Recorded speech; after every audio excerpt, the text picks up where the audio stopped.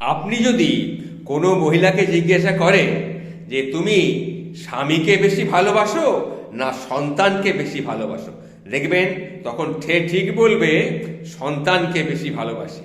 আসলে এই কথাটা কিন্তু সম্পূর্ণ একটি মিথ্যে কথা। ওনারা মিথ্যে কথা বলছেন সেই সমস্ত স্ত্রীরা যারা বলেন যে সন্তানকে বেশি ভালোবাসি। সম্পূর্ণ মিথ্যে কথা এটা। কারণ কারণ তার হচ্ছে, আপনি দেখবেন যখন কোনো স্ত্রী তার সন্তানকে রেখে কোথাও যেতে হয়, তখন সে তার কাকিমা কিংবা প্রতিবেশী কিংবা পাড়ার কোনো বৌদি এদের কাছে সে কিন্তু অনায়াসে রেখে সে নিশ্চিন্তে চলে যেতে পারে। কিন্তু তার স্বামীকে যদি সে রেখে যেতে চায়, তখন সে তার কোনো পাড়ার প্রতিবেশী, কোনো বান্ধবী, কোনো বৌদির কাছে কি রেখে যেতে পারবে? সুতরাং বুঝতে পারছেন এনারা কথাটা কত বেশি মিথ্যা কথা বলেন। আসলে ওনারা সন্তানের থেকে স্বামীকেই বেশি ভালোবাসেন।